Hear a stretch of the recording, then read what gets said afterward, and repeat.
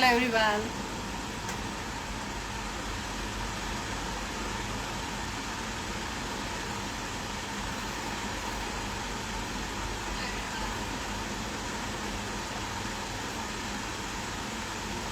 Namaste.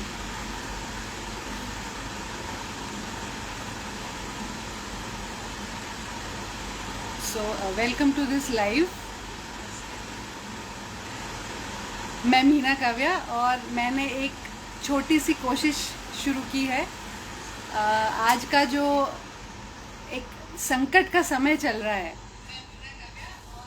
किसी इलाके में नहीं, किसी गांव में नहीं, किसी प्रांत, राज्य, देश में नहीं, पूरी दुनिया पे एक संकट का माहौल है और जूझ रहे हैं हम सब। एक युद्ध स्तर पे कार्य चल रहा है, युद्ध ही चल रहा है। It's almost war. एंड युद्ध में जैसे यूजुअली हमारे सोल्जर्स, हमारी मिलिट्री फोर फ्रंट पे रहती है, युद्ध करती है, ये इस वाले युद्ध में जो फोर फ्रंट में है वो है हमारी मेडिकल फ्रेटर्निटी, हमारे डॉक्टर्स, नर्सेज, वो तमाम कर्मचारी जो उनको मदद कर रहे हैं, तरह तरह की सर्विसेज दे रहे हैं। हम जब घर वाले जब अपनों से किसी को कोविड होता है तो हम उनसे दूर जाते हैं, दूर जाने की चेष्टा रखते हैं, आइसोलेशन में रखते हैं, जो कि रखनी भी चाहिए। उस वक्त जो सारे डॉक्टर्स हैं, नर्सेज हैं, जो मेडिकल कर्मचारी हैं, वो उनके बीच रह के उनकी सेवा करते हैं, उन्हें दोबारा एक जीवन दान देते हैं। ऐसे संकट के समय में बहुत सारे सवाल हैं हमारे मन में, जो तरह तरह की अफवाहें फैल रही है, तरह तरह के मैसेजेस, व्हाट्सएप मैसेजेस आ रहे हैं, बहुत सा कन्फ्यूजन है। तो मैंने सोचा मेरे संपर्क में, क्योंकि मैं एक डॉक्टर फैमिली से बिलोंग करती हूँ, मेरे संपर्क में बहुत से अच्छे डॉक्टर्स हैं जो शायद थोड़ी बहुत तरह से इन सवालों का जवाब दे पाए। तो इसीलिए मैंने हमारे एक बहुत ही निकट के डॉक्टर श्री शांति भूषण जी को निमंत्रण दिया है कि वो हमारे बीच आएं और हमारी थोड़ी सी जो सवाल हैं वो उसकी चर्चा करें। और ख़ास तौर पे मेरा एक जो एम है वो ये है कि हम सब मिलके उन तमाम डॉक्टर्स तक एक थैंक यू का मैसेज पहुंचाए जो ये सब कर रहे हैं, उन तक एक धन्यता का, एक धन्यवाद का, एक गौरव का मैसेज पहुंचाएं कि we are actually proud of whatever they are doing. So I will invite Shanti Bhushan ji to my live. Shanti Bhushan ji, I have sent you a request. Please accept it. Yes, yes. Turn your phone. आपका phone घुमा दीजिए, वो उस तरफ है सीधा। अभी ठीक है? नहीं, आप ऐसे कर दीजिए, वर्टिकल कर दीजिए, अच्छा, वर्टिकल कर दिया। अच्छा, ओके। अभी ठीक है? हाँ, अभी बिल्कुल ठीक है। ठीक है। नमस्ते शांति भूषण जी, और थैंक यू सो मच कि आप कि इतनी व्यस्त उसमें से आपने थोड़ा सा टाइम निकाला और हमारे कुछ सवाल हैं उनका आप जवाब दे पाएंगे। इससे पहले कि हम शुरू करें, मैं आपका एक छोटा सा इंट्रोडक्शन देना चाहूंगी। शांति भूषण जी, जैसे कि मैंने सबको पहले ही बता दिया था, उन्होंने DAMD यूके से किया है। बहुत सारा मेडिकल टर्म्स शायद मेरे पर, बहुत ही काबिल डॉक्टर है। उन्होंने यूके में, ऑस्ट्रेलिया में भी सर्विस दी है। वो टीचिंग फैकल्टी ऑफ ATLS हैं, अमेरिकन कॉलेज ऑफ सर्जन से, फाउंडर एंड चीफ इंटेंसिविस्ट हैं। बहुत काबिल है, बेसिकली एक ऐसे डॉक्टर जो डेडिकेटेड है। और जब मैंने आपके बारे में सबको बताया तो मेरे एक भाई ने तो ये बोला कि डॉक्टर होने के साथ साथ वो एक बहुत अच्छे इंसान है, जो कि बहुत ही महत्वपूर्ण बात है। तो डॉक्टर साहब शुरू करेंगे। आप कुछ कहिए पहले। आप इतने मुश्किल समय से गुजर रहे हैं, इमोशनली भी it's very traumatic, I am sure. तो प्लीज क्या कहना चाहेंगे आप, ये जो सारी सिचुएशन है उस पे। पहले तो नमस्कार आप सबको, और थैंक यू यहाँ पे बुलाने के लिए। समय तो सही में बहुत कठिन है, सबके लिए है, और खास करके बाकी जिनके अफेक्ट होते हैं वो परेशान होते हैं, हम लोग सबके लिए परेशान होते हैं। तो थोड़ा मैं फोन से बाहर हट पाना मेरे लिए मुश्किल हो रहा है पिछले 3 हफ्ते से। दिन भर लोगों की रिक्वेस्ट आती है, और हम डॉक्टर बने हैं, फितरत भी है कि सबकी मदद करें। तो सबसे फ्रस्ट्रेटिंग यही है कि मदद नहीं हो पा रही है लोगों की, जितने लोगों की करना चाहते हैं। रिक्वेस्ट आते हैं, कभी कभी तो बहुत डेस्परेट रिक्वेस्ट आते हैं कि कुछ करिए, और हेल्पलेस फील करते हैं कि जिस चीज के लिए ट्रेन हुए हैं, जिसके लिए जो कर सकते हैं, सुविधा भी है कहीं कहीं पे, जो फिलहाल बेड की जो भी परेशानी हो रही है उसके कारण 100 लोगों में की रिक्वेस्ट आती है तो मैं 10 की मदद कर पाता हूँ। तो सबसे बड़ा डिफिकल्टी, परेशानी इस बात की है कि जितने लोगों की मदद कर सकते हैं या करना चाहते हैं नहीं कर पा रहे हैं। बाकी हमारे खुद के हार्डशिप तो, जब डॉक्टर बने हैं तो इसके लिए तो हम तैयार भी हैं और आदत भी है, वो that is not a big thing. But यही है कि 100 लोग रिक्वेस्ट करते हैं तो इच्छा तो सबकी मदद करने की होती है, और जब नहीं कर पाते हैं तो ठीक नहीं लगता दुख है। होता यस। है। तो डॉक्टर साहब, जब मैंने ये, क्योंकि एक्चुअली ये फेसबुक पे करने का सोचा था, क्योंकि मेरे जो सारे जानकार लोग हैं फेसबुक पे हैं, लेकिन लाइव हो ही नहीं पाया। इंस्टा पे मैं जी। ज्यादा एक्टिव हूँ नहीं, पर फिर भी हाँ सबके हाँ। सवाल कलेक्ट किए थे। तो जी। जो एक क्वेश्चन कंटिन्यूस आ रहा था वो ये था कि जो नॉन घर पे क्वारंटाइन है लोग, हम्म। एसिम्टोमेटिक है या जो माइल्ड सिम्टम्स भी हैं और घर पे क्वारंटाइन है, उनके लिए जी। कोई प्रोटोकॉल, या क्योंकि तरह तरह की आती है कि भाई आप जिंक ले लो, आप विटामिन सी ले लो, आप फेबी फ्लू ले लो, आप पैरासिटामोल ले लो, तो आप कुछ एक दिन भर की दिनचर्या आप बता पाएंगे कि भाई स्टेप ये इतना इतना करिए तो यू विल फेयर वेल? देखिए, इसमें बहुत ज्यादा कठिन नहीं है। अ, जैसे बाकी के वायरल इलनेस होते हैं वैसे ये भी एक वायरल इलनेस है। हाँ, हाँ इसमें जी। यही है कि बाकी सब में 1% से कम लोगों को अ, जानलेवा तकलीफ होती है, इसमें वो इंसिडेंस थोड़ा ज्यादा है। इसके अलावा ज्यादातर लोग, जैसे हमको सर्दी जुकाम होता है, वायरल होता है, उसी तरह से इसमें से भी निकल जाते हैं। ऑलमोस्ट 80-85% लोगों को बुखार आएगा कुछ दिनों तक, थोड़ी सर्दी जुकाम जैसा रहेगा, कुछ लोगों की स्मेल की तकलीफ जाएगी, कुछ लोगों को लूज मोशन होगा, इससे ज्यादा नहीं होता है। लेकिन क्योंकि ये बीमारी बहुत जल्दी स्प्रेड होती है, इसके हाँ लिए जी। सावधानियां, हाँ, इसके लिए ज्यादा सावधानी बरतने की जरूरत होती है। जो ज्यादातर लोग हैं जो होम केयर में ठीक हो सकते हैं, उनको होम केयर पे ही फोकस करना है। होम केयर का मतलब बहुत ज्यादा सिंपल है कि जैसे ज्यादातर वायरल इलनेस है, इसकी कोई स्पेसिफिक दवाई नहीं है। ये हम्म। रेमडेसिविर है, फेबिफ्लू है, ये सब बहुत कम हद तक मदद करती हैं। ऐसा नहीं है कि ये ले लिया और ये रामबाण की तरह, मैजिक बुलेट की तरह आपको छुटकारा दिला देगी। तो हाँ जी। ज्यादा जो है, ज्यादा हमारा जो ध्यान होना चाहिए कि हमारे से दूसरे को ना हो जाए। सबसे पहले तो ये है, पर्टिकुलरली जो घर में माँ बाप हैं, पेरेंट्स हैं, एल्डरली हैं, उनके लिए, क्योंकि उनमें ये रिस्क बहुत ज्यादा बढ़ जाता है कॉम्प्लिकेशन का। तो जो घर पे रहते हैं, और घर पे रहना मैं भी बहुत एंकरेज करता हूँ। जैसे कई मेरे जानकार हैं या मेरे फ्रेंड्स के फ्रेंड हैं, हमारे डॉक्टर फ्रेंड्स के फ्रेंड हैं, तो उनकी आती है कि सर हमको पॉजिटिव आया, आप हमको आपसे एडवाइस लेनी है। तो ज्यादातर लोगों को मैं यही बोलूंगा कि आप अपना एक्सपोजर दूसरों को रिस्ट्रिक्ट करिए, बंद करिए।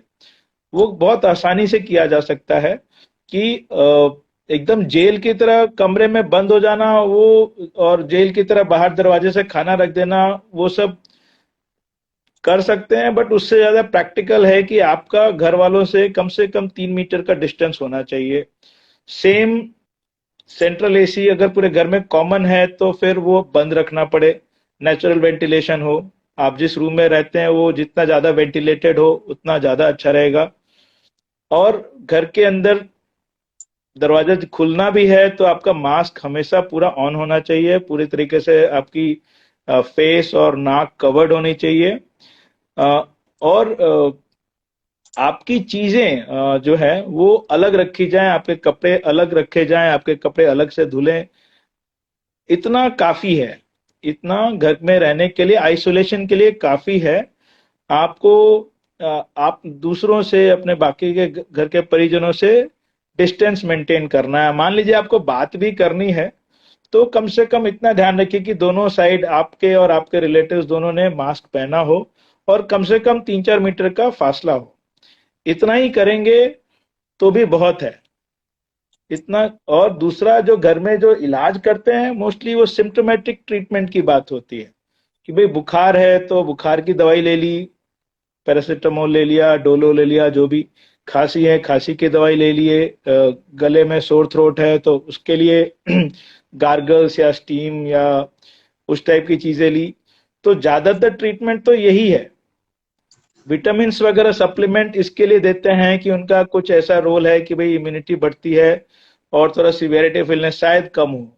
और उससे भी बड़ी बात है, इन सब दवाइयों का कोई साइड इफेक्ट नहीं है तो लेने में कोई नुकसान नहीं है। विटामिन सी है, जिंक है, ये सब ले सकते हैं और लेते हैं। इसके अलावा घर पे जो होम केयर के लिए सही हैं, उसके लिए उपयुक्त हैं, they don't need to do anything else. ना तो घर पे रेमडेसिविर इंजेक्शन के लिए हाय तौबा करने की जरूरत है, ना तो फेबी फ्लू वगैरह इन दवाइयों की जरूरत है, अभी तो किसी रिकमेंडेशन में नहीं है। रेमडेसिविर पर्टिकुलरली उन लोगों के लिए है जो कि माइल्ड से मॉडरेट सिम्टम्स में जा रहे हैं। It is not for everyone कि घर पे हैं, आपको खाली 99 फीवर चल रहा है, हम रेमडेसिविर ले लिए, तो उसकी जरूरत नहीं है। उसके लिए वो दवाई अप्रूव्ड भी नहीं है। तो कुल मिला के जो घर पे रहना है, घर पे रह सकते हैं, उनको घर पे ही रहना चाहिए। और सिम्टोमेटिक ट्रीटमेंट, अच्छा सा हाइड्रेशन, खाना पीना, ये सब अच्छे से रखें, दूसरों से दूरी बना के रखें, इतना ही करना होता है। और उससे भी जो है कि नेक्स्ट स्टेप में हमको जाना है कि नहीं जाना, नेक्स्ट स्टेप मतलब कि हॉस्पिटल के लिए जाना है कि नहीं जाना, वो हमको डिफ्रेंशिएट करना चाहिए कि क्या क्या घबराने वाले साइंस हैं, वो देखते रहना है कि what are the worrying signs, कि भाई हमको अब ये प्रॉब्लम ज्यादा हो रही है, वो व्हाट आर ज्यादा दो ध्यान रखना है। वरिंग साइंस जो है, ज्यादातर लोगों की जो इसमें कॉम्प्लिकेशन होती है या आईसीयू में जाना पड़ता है या अनफॉर्चुनेट डेथ होती है, वो रेस्पिरेटरी प्रॉब्लम्स के कारण होती है, मतलब कि सांस से रिलेटेड लंग्स कॉम्प्लिकेशन के कारण ज्यादा तकलीफ होती है। तो किसी को भी ऑक्सीजन मेजर करते हैं हम लोग, सब लोग घर पे, तो अगर हाँ। 94 के नीचे जाता हो और ऊपर नहीं आता हो, जैसे कई बार ऐसा हो सकता है कि आपने चेक किया आपका 95, आप आराम कर रहे हैं तो 95 है, आप घर में रूम में 2 कदम चले तो थोड़ी देर के लिए 91 हुआ, लेकिन तुरंत से वापस रिकवर हो जाता है, they are still fine. But अगर वो रिकवर नहीं होता है, 94 के नीचे रहता है, ऐसे लोगों को ऑक्सीजन वाली फैसिलिटी की तैयारी करनी चाहिए और उपलब्ध हो तो तुरंत चले जाना चाहिए। उसके अलावा जैसे बहुत हाई ग्रेड फीवर आ रहा हो कि कंटिन्यूअस 3-4 दिन तक, 5 दिन तक 101 के ऊपर फीवर, हाई ग्रेड मतलब 101 के ऊपर हो, 99 हो, 99.5 हो, ये ज्यादातर लोग को होगा, 4-5 दिन में ठीक हो जाएगा। लेकिन हाई ग्रेड फीवर परसिस्ट करता है या फिर सांस फूलने लगे कि आप बात कर रहे हैं, एक सेंटेंस के बोलने में आपको 3 बार रुकना पड़ रहा है, तो ये सब साइंस हैं कि आपको, या फिर कई लोगों को दस्तें इतनी लगती हैं, लूज मोशन होने लगते हैं कि डिहाइड्रेशन होने का रिस्क है। तो पर्टिकुलरली ये लोग हैं जिनको कि हॉस्पिटल के लिए सोचना चाहिए, और ये लोग हैं जो कि हाई रिस्क ग्रुप होते हैं। बाकी ज्यादातर 100 में से 80-85 लोगों को घर पे ही ठीक हो जाएंगे। ये पूरी दुनिया का अनुभव है। अब तो ये बीमारी 1.5 साल पुरानी हो चुकी है तो हमको थोड़ा थोड़ा आइडिया भी लग गया है, पहले नई थी तो हमको भी पता नहीं था। तो we know certain things about this disease कि 85% लोग घर पे ठीक हो सकते हैं।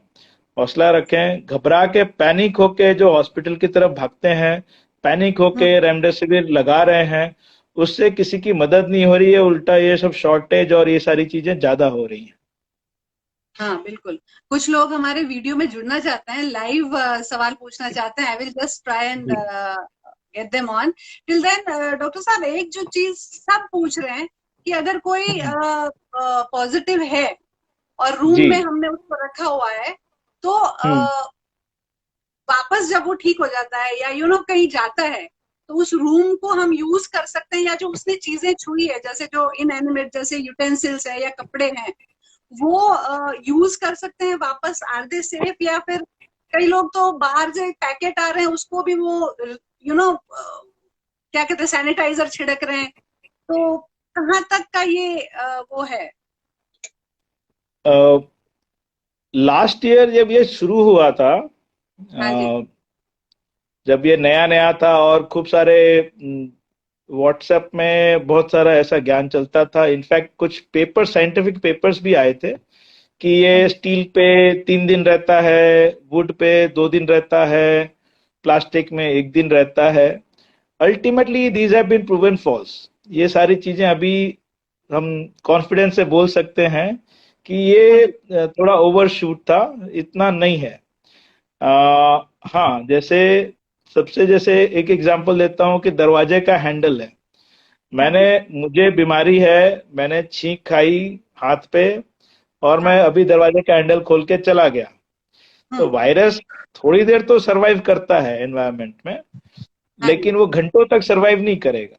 तो अगर मैं गया, दरवाजे का हैंडल मैं ओपन करके गया या बंद करके गया, मेरे पीछे से कोई दूसरा आता है, उसी को पकड़ता है, फिर उसी हाथ को मुंह पे लगाता है, नाक में लगाता है, then he is likely possibility कि उनको इन्फेक्शन ट्रांसमिट हो सकता है। ओके। तो दो तो चीजें हैं, जैसे हम एक तो है। हम हाँ, जैसे डरते हैं कि धोबी के कपड़ों में भी आ सकता है, या ये ऐसा पॉसिबिलिटी ऐसा कम नहीं है? है। ओके। कम नहीं है, नहीं है, नहीं है। नहीं है। इसको हाँ कॉन्फिडेंस से बोल सकते हैं, नहीं है।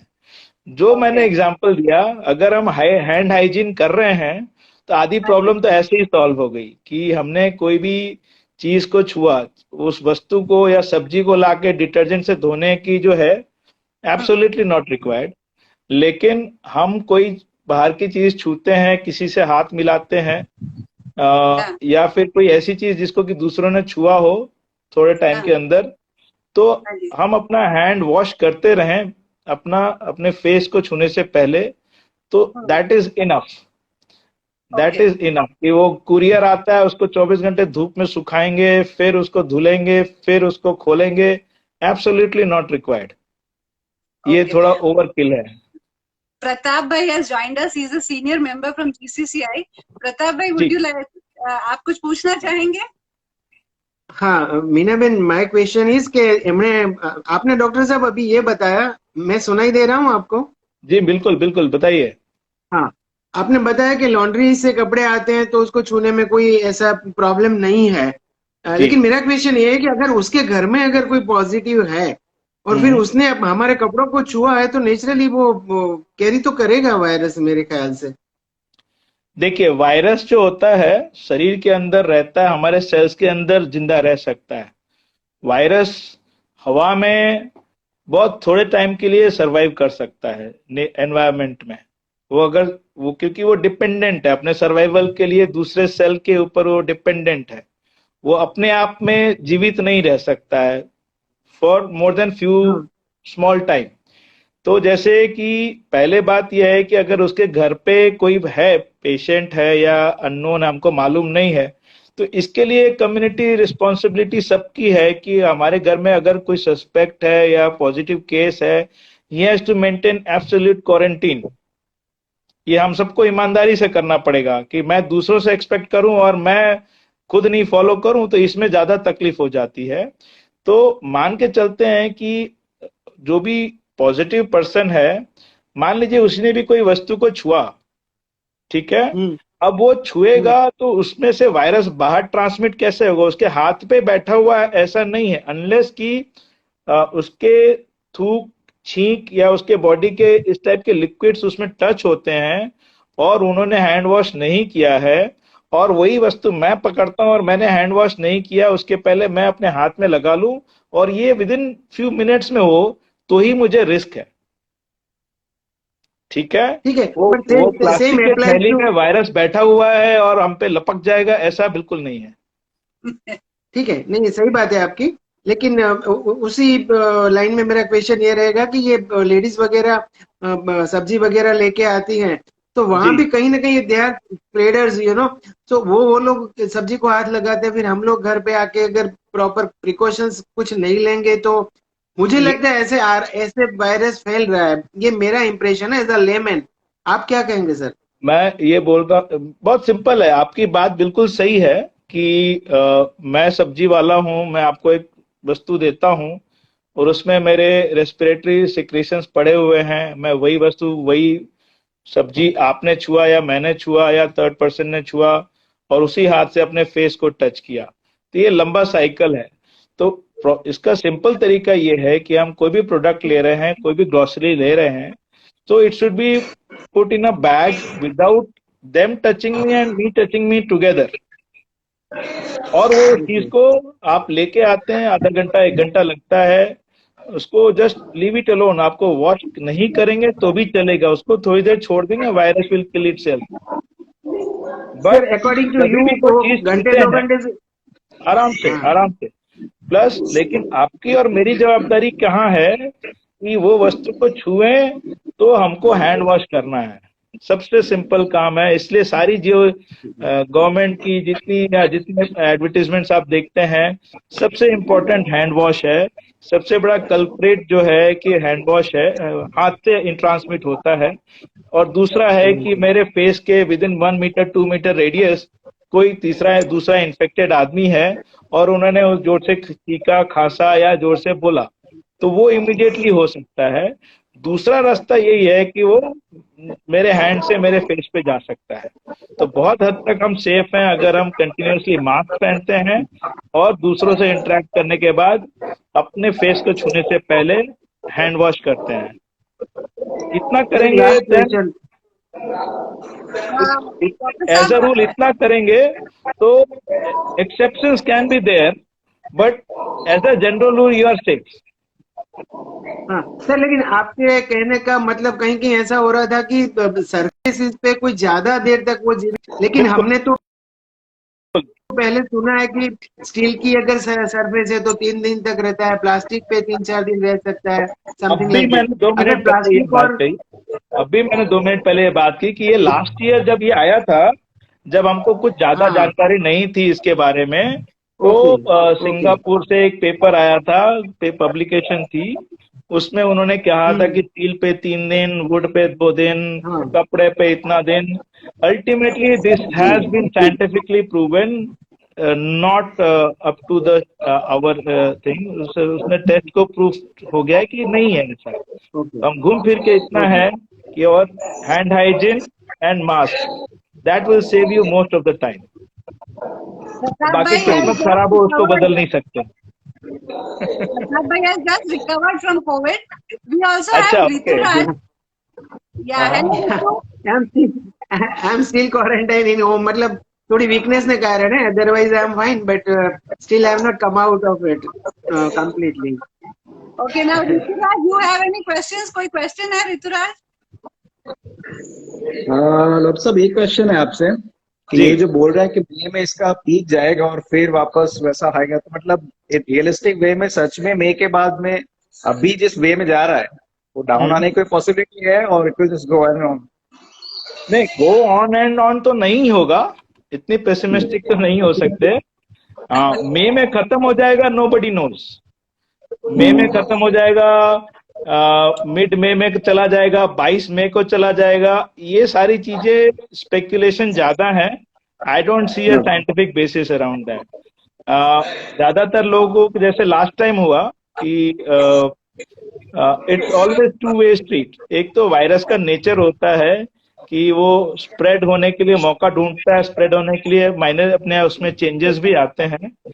तो एक पर्टिकुलर पीक आने के बाद it has to come down, but nobody knows कि वो पीक कहाँ है, वो कितने पे पीक करेगा उसके बाद नीचे आएगा, नोबडी कैन प्रिडिक्ट दैट। तो अल्टीमेटली यही होता है कि कोविड अप्रोप्रिएट बिहेवियर जितना स्ट्रांग होगा, जितने ज्यादा लोग अपने प्रिकॉशंस, कॉन्टैक्ट ट्रेसिंग ये सब में फॉलो करते हैं, पार्टिसिपेट करते हैं, ये कंट्रोल होगा। बट ये समय की कोई इसमें वो समय सीमा नहीं है कि it will wait till May to disappear और it will wait till June to disappear. It may vary, वो समय चेंज हो सकता है, कितने लोगों को होगा, कितने लोगों के बाद कम होगा, ये सारे स्पेक्यूलेशन है। इनमें कोई दावे हैं, इस पे कोई साइंटिफिकली या मेडिकली ये चीजें स्टैंड नहीं करती हैं। बट ऑब्वियसली जैसा हमने दुनिया भर में देखा है कि usual one cycle last for 2 to 3 months। तो जैसे हमारे यहाँ ये मिड मार्च से शुरू हुआ है, सो इन ऑल प्रोबेबिलिटी अपने ऑप्टिमिज्म को ध्यान में रखते हुए हम ये एक्सपेक्ट कर सकते हैं कि चीजें मई में राहत थोड़ी दिखनी शुरू होनी चाहिए।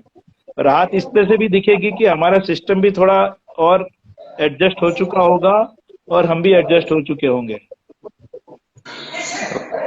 Thank you. हेलो आशीष भाई, यू हैव अ क्वेश्चन। मैं ये पूछना चाहता था कि जो बात हुई कच्चे वेजिटेबल की बात हुई, लेकिन जब रेडी फूड जो होता है, जैसे लेडीजों को पानी पूरी पसंद है, तो पानी पूरी से खाने से क्या होता है, कुछ होता है प्रॉब्लम ऐसा कुछ? पानी पूरी का आप इमेजिन करिए, एक पानी पूरी वाला है, वो खड़ा है, उसके चारों तरफ 5 लोग खड़े हैं और वो 2 मीटर चल चल के सबको प्लेट नहीं पकड़ाने जाता है ना, सब उसके एकदम रीच में होता है कि सबसे पहले पहुंच जाए उसके पास, है ना? तो वो बिल्कुल सेफ नहीं है, सेफ नहीं है, क्योंकि और डिस्टेंस दूसरा वहां जो पे रेडी पॉलिश, आप मास्क निकाल के ही पानी पूरी खाओगे, है ना? सही बात है। हाँ जी, हाँ जी। और उसके अलावा distance जो भी रेडी फूड आते possible हैं पंजाबी फूड वगैरह, तो फूड पे देखिए, गरम फूड है, प्रॉपरली हाइजीनिक तरीके से लिया गया, हाइजीनिक तरीके से सर्व किया गया, तब तक तो कोई तकलीफ नहीं है, ठीक है। लेकिन जैसे ये एग्जाम्पल, पर्टिकुलर एग्जाम्पल है पानी पूरी वाला, आप इमेजिन करिए ना, एक पानी पूरी वाला खड़ा है, 4 लोग उसको घेर के खड़े हैं, है ना, सब एकदम कंधे से कंधा लगा के खड़े हैं कि भाई मेरा पहला, मेरा पहला। तो एब्सोल्युटली नो, बट बाकी प्रॉपर जगह से पैक्ड फूड है, उसमें मेरे ख्याल से अगर आपको सोर्स का आइडिया है तो you can go for. Okay doctor, एक जो क्वेश्चन आ रहा था कि ये कोरोना सबसे ज्यादा इन्फेक्शियस किस पीरियड में होता है? विच इज द सिम्टम्स है तब है या एसिम्टोमेटिक है तो भी है? Which is the most infectious period? Infective period जो होता है, ये बीच में आवाज शायद आ रही है कहीं से।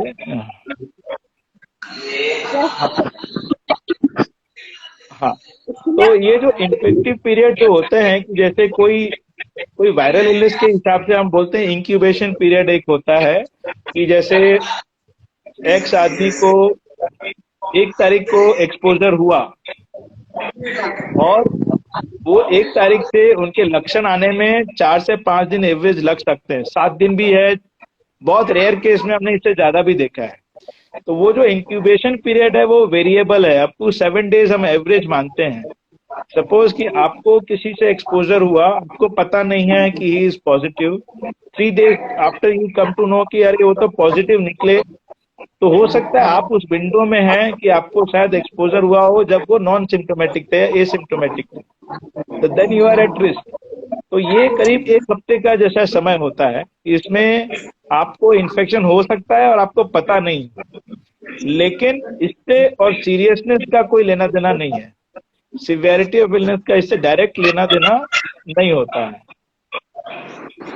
Rituraj, you can leave the video, leave कर दो तो दूसरे वेट कर रहे वो आ जाएंगे।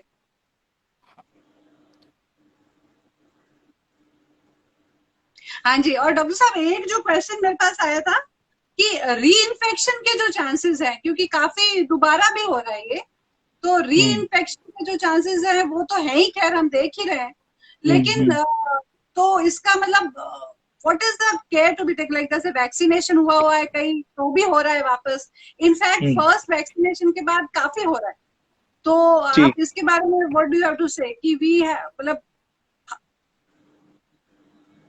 हेलो? हाँ हेलो, हाँ जी। री इन्फेक्शन जैसे है कि किसी को लास्ट ईयर अगस्त में हुआ था और उनको दोबारा से हुआ, या फिर इन्होंने वैक्सीन लिया और उसके बावजूद भी हुआ, और ये हाँ दोनों वैक्सीन जो इंडिया में दोनों के बाद हमने देखा है, मैंने खुद भी देखा है, ये पॉसिबल है। और इसमें साइंटिफिकली या मेडिकली बात करें तो इसका एक ही एक्सप्लेनेशन बनता है कि वायरस में कुछ चेंजेस आए हैं जिसको कि हम्म वेरिएंट या म्यूटेशंस बोलते हैं।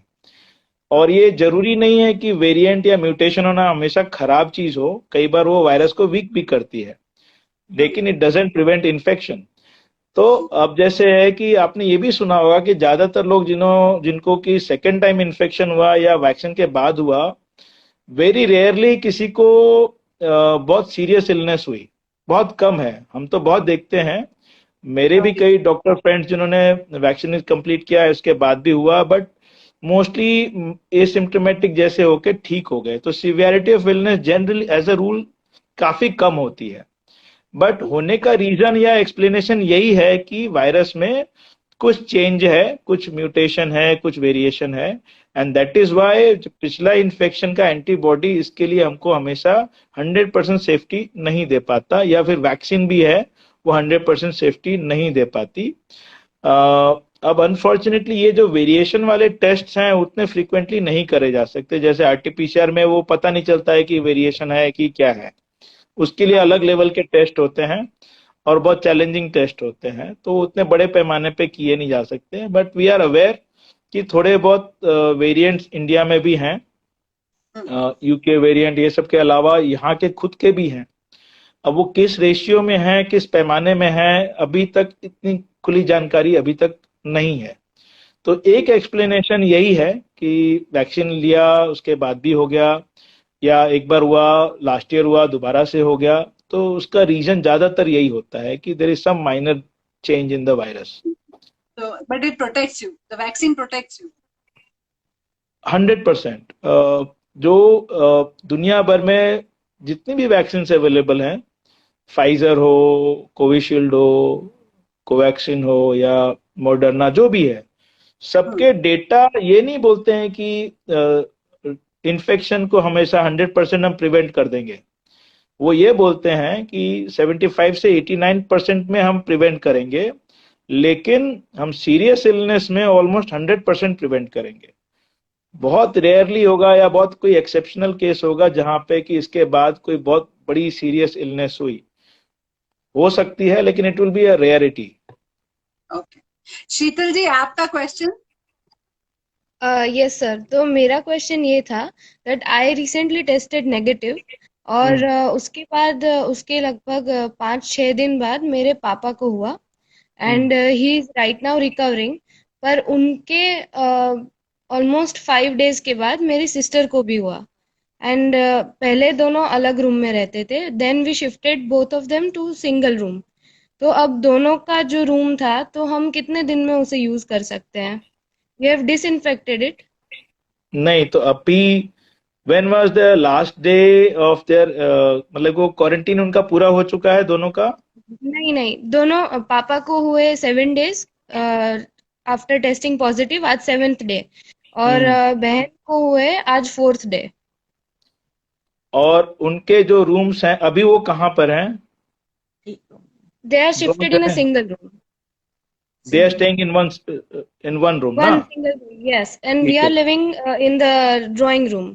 उन दोनों का और रूम हमने बंद रखा है। उन दोनों का रूम बंद करा, उन दोनों के रूम को आप आराम से यूज कर सकते हो, आप उसको आराम से स्टेरिलाइज कर लीजिए, है ना? ओके उनके कपड़े वगैरह जो भी है उनको अच्छे से मैनेज क्लीन करके जो भी है, you can use that room, just you need to sterilise them. वो उस रूम में वायरस अभी घूम फिर रहा हो ऐसा नहीं है। Okay, and we have kept the room close for the 4 days. आज 4 डे हो गया बंद या रखा था हमने। सो जी, now we can again sanitise it and then use it. Get it sanitise and you can use it without any problem, है एंड ना? अनदर क्वेश्चन वाज कि मेरे मदर मतलब बहन को मिली थी 4 डेज पहले, तो what window should we expect कि कब तक उन सिम्टम्स आ जाने चाहिए? सिम्टम्स आ जाएंगे जरूरी नहीं है। कई बार एक्सपोजर होता है, हमने प्रिकॉशन रखा हो या हमारी इम्यून सिस्टम बहुत अच्छी हो, so it is not necessary कि एक्सपोजर हुआ है तो इन्फेक्शन हो ही जाएगा। यस, हाई प्रोबेबिलिटी है, एटलीस्ट 7 डेज तक अगर उनके कोई सिम्टम्स नहीं आते हैं, then it is unlikely. Unlikely मतलब 100% तो कभी नहीं बोल सकते, लेकिन उसके चांसेस बहुत कम है। 7 दिन निकल गए, उनको कोई सिम्टम्स डेवलप नहीं हो रहे हैं, फिर भी हमको लगता है कि नहीं हमारा बहुत ज्यादा एक्सपोजर है, तो एक सेफ्टी के लिए कि भाई उनको एसिम्टोमेटिक इन्फेक्शन ना चल रहा हो तो उनका एक आरटीपीसीआर करवा लीजिए, then you can be confident कि भाई इनको नहीं है। सैटरडे हम लोगों ने आरटीपीसीआर दोनों का करवाया था, मदर और सिस्टर दोनों को, क्योंकि हम्म मम्मी पापा के साथ रहती थी, तो इसीलिए हम्म हमने मम्मी का करवाया था। She tested negative that day, hmm. But Saturday को ही मिडनाइट पॉजिटिव आया बहन को।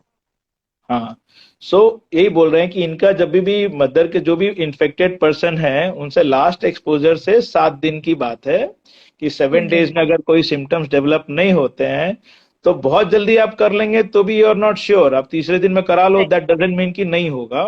सो गिव गिव सम टाइम, 7 दिन का समय दीजिए। अगर कोई सिम्टम नहीं है, लक्षण नहीं है, तो चांसेस ऐसे भी कम है, फिर भी आप अपनी सेफ्टी के लिए, उनकी सेफ्टी के लिए you can get RTPCR done.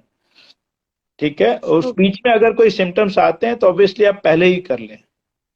Right right. ठीक है, after 7 days and negative RTPCR, likely है कि उनको उनसे दूसरों को रिस्क ज्यादा नहीं है। Okay, thank you sir. क्यों? डॉक्टर साहब, एक जो चीज मैंने जो ऑब्जर्व की है इन माय पर्सनल ओपिनियन, कि जो मास्क है, जैसे मैंने डॉक्टर्स को देखा है, I have always been with doctors, तो डॉक्टर्स हिलाते ही नहीं है वो मास्क, और हम जो नॉर्मल लाइफ में है हम उसको टच करते हैं, थोड़ी देर के लिए निकाला, तो आई थिंक वो बहुत बड़ा एक फैक्टर बन रहा है, ये इन्फेक्शन लग रहा है। फिर वो mask, I think it is soiled. आप what do you have to say about mask? ये again it comes to your hand thing ना, कि हाथ से ज्यादा स्प्रेड होता है। अब ये हाथ से मैं किसी से हाथ मिला रहा हूँ, कोई टेबल या किसी से खाना शेयर कर रहा हूँ, वट एवर, और यही हाथ से मैं अपने मास्क को टच करता हूँ, तो इस मास्क का मतलब ही नहीं रहा। नहीं रहा। सो जो अगर आप बाहर वेंचर आउट कर रहे हैं मास्क पहन के, तो मास्क को बार बार टच करना, अगर टच करना पड़ी तो आपको एटलीस्ट अल्कोहल से या किसी से हैंड वॉश किए बिना मास्क को टच नहीं करना चाहिए, है ना। वो तो मैं देख सबसे रही हूँ कि इम्पोर्टेंट लोग, है कि मास्क की फिटिंग जब निकल रहे हैं तभी आप अच्छे से करिए, कि उसको बार बार एडजस्ट नहीं करना पड़े। वो गाड़ी चलाते समय पुलिस वाले को दिखाने के लिए पहन रहे हैं, दैट सर्व्स नो पर्पस, है ना, क्योंकि आप ऊपर नीचे करे जा रहे हो तो उससे कुछ हासिल नहीं हो रहा है। हाँ, तो मास्क को जितना कम टच करें, टच करना ही है, तो आइडियल है कि मैं अल्कोहल से या हैंड वॉश करके ही टच करूं, दैट इज आइडियल। जितना कर सकते हैं उतना करें।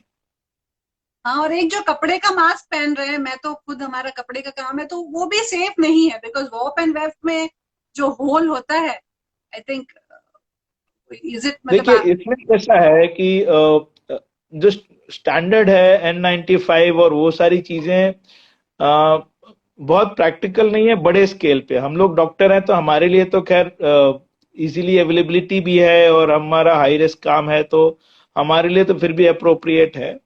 बट क्लॉथ मास्क जो इजीली पहनते हैं, ज्यादातर लोग पहनते हैं, वो इट सर्व्स सिग्निफिकेंट पर्पस, कि ज्यादातर काम उससे हो जाएगा।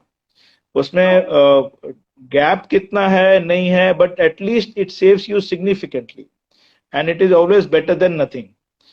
आइडियल जो है कि भाई गोल्ड स्टैंडर्ड की बात करें तो हर किसी को N95 ही पहनना चाहिए, बट वो प्रैक्टिकली पूरे पॉपुलेशन में संभव नहीं है। तो नेक्स्ट बेस्ट इज कि जो इजीली अवेलेबल है वो पहने।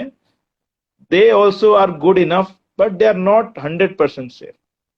अभी एक क्वेश्चन आया है कि अभी तक ऐसा था कि बच्चों को ये इन्फेक्शन नहीं लग रहा है, और आई थिंक अब शायद ये जो नया म्यूटेंट है, पता नहीं क्या, तो क्या बच्चे भी उतने ही रिस्क पे हैं? क्या कह रहे हैं आप? बच्चों को लास्ट ईयर तो हम शायद ही सुनते थे कि बच्चे को हुआ है इन्फेक्शन। इस बार हम सुन रहे हैं, काफी सुन रहे हैं। किस्मत की बात यह है कि अभी भी बच्चों में सिवियरिटी ऑफ इलनेस अभी भी बहुत ज्यादा नहीं है, Okay. लेकिन लास्ट ईयर के कंपैरिजन में उनके इंसिडेंट्स बढ़े हैं, नंबर ऑफ केसेस बच्चों में डेफिनेटली बढ़े हैं, and this is likely because of some possible change in the virus itself. और लेकिन अभी भी बहुत ज्यादा बीमार बच्चा या आईसीयू रिक्वायरमेंट वाले बच्चे बहुत कम सुनने में आते हैं। अच्छा, और आप रिकवर भी कर जाते हैं, मतलब डरने की ज्यादा ज्यादातर बच्चों के? ज्यादातर बिल्कुल माइल्ड फीवर 2 दिन 1 दिन आता है और उसके बाद ठीक हो जाते हैं ओके, कोई किसी ने ज्यादातर। पूछा कि डबल मास्क जो बॉम्बे में कह रहे हैं, तो वो डबल मास्क अभी जरूरी है या? डेफिनेटली डेफिनेटली, अगर आप कर सकते हैं। मैं अपनी बात करूं तो मैं घर से निकलता हूं, गाड़ी में बैठने से जैसे हॉस्पिटल में उतर, गाड़ी में तो एक मास्क होता है, हॉस्पिटल में एंटर करने से पहले या किसी से इंटरेक्ट करने से पहले मेरा डबल मास्क होता है। It is definitely more secure and it is definitely more protective. Okay.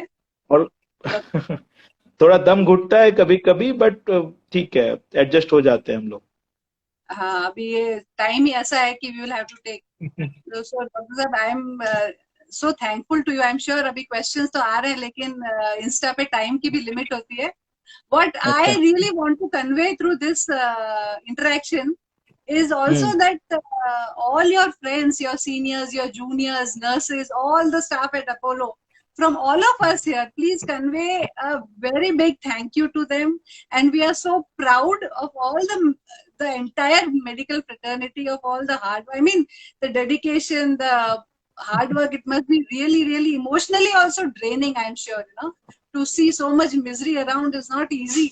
But just convey our gratitude to them. We are so, definitely. so proud of them. We cannot show it. I mean, times are such that we don't even want to disturb them. But kindly convey this to all your friends, to you, and whoever is, there at the hospitals, or the people around also, even the ambulance के जो drivers हैं, वो भी आई am sure बिल्कुल बहुत थक बिल्कुल गए हैं। बिल्कुल बिल्कुल, हाँ, सारे लोगों और का कंट्रीब्यूशन है। और हाँ, यही होता है ना कि लोगों की इंसानियत मुश्किल टाइम में ही निकल के आती है, तो हर कोई अपनी तरीके से कंट्रीब्यूट कर रहा है। और फॉर्चुनेटली हम लोग इस प्रोफेशन में हैं कि we can be at the centre of the things. तो ये शायद हम हम इसके लिए थे, तो हम प्रोवाइड करने की कोशिश कर रहे हैं। Yes, it is difficult, but मेहनत कर रहे हैं, हर कोई लगा हुआ है। And obviously definitely will convey to everyone that society is thankful to this. Yes, and no, we are thankful, and of course we are proud. And I would also request जो भी इस वीडियो को अभी देख रहा है और बाद में भी देखे, कि let us keep full faith on our doctors. Time बहुत संकट का समय है, हमें संयम रखना है और दृढ़ता, हिम्मत और विश्वास रखना है। And I am sure we will come out of this victorious, and life will be normal again. We'll be walking without masks hopefully soon. Definitely definitely, I mean मुसीबत, मुश्किल टाइम हमेशा तो रहता नहीं है, और हाँ, मुसीबत झेलने के बाद everyone comes out stronger and better and more prepared for other things in the life. So इसका दूसरा साइड शायद हम सबको और अच्छा इंसान बना के लाएगा। oh yes. So Shanti Prasad ji, thank you so much. And questions मेरे पास आते ही रहते हैं, तो मेरा ये है कि अगर मैं 2-4 को भी मदद कर पाऊं आपके थ्रू, तो it is, I will feel good. So जब भी होगा, I will again try to connect with you if you have time. I know you are short of time, but it is so नहीं nice of नहीं, you too. No, ICU must definitely. Be, ICU must be, I know ICU आप देखते हैं और कैसी हालत होगी, मैं समझ सकती हूँ। लेकिन thank you so much, and will connect again. Thank you welcome, so any much. Time, कभी भी बताइए, बिल्कुल आएंगे। या, थैंक यू। Bye bye.